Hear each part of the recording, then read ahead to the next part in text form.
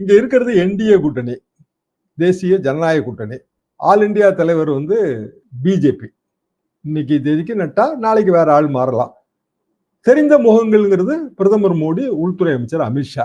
அதுக்கு தமிழ்நாடு தலைமைங்கிறது எடப்பாடி பழனிசாமி தலைமையிலான அதிமுக.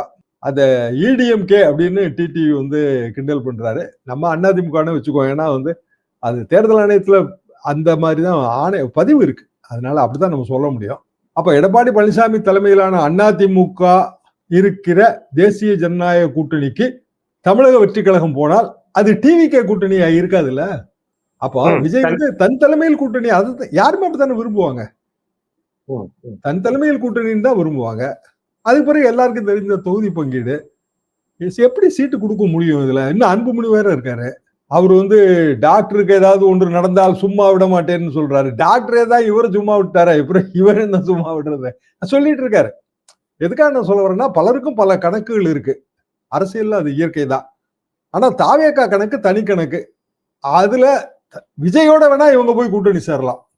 எப்படின்னா, விஜய தலைவராக ஏத்துக்கிட்டு அவர் முதலமைச்சர் வேட்பாளராக ஏத்துக்கிட்டு தாவேகா கூட்டணியில 40 சீட்டோ 50 சீட்டோ வாங்கிட்டு அதிமுக போகலாம். அந்த மந்திரி சபையில விஜய் முதலமைச்சர், அதிமுகவை சேர்ந்தவர்களுக்கு அவர் மந்திரி பதவி தர தயாரா இருக்கார். இதான அவர் சொன்னதே அதானே.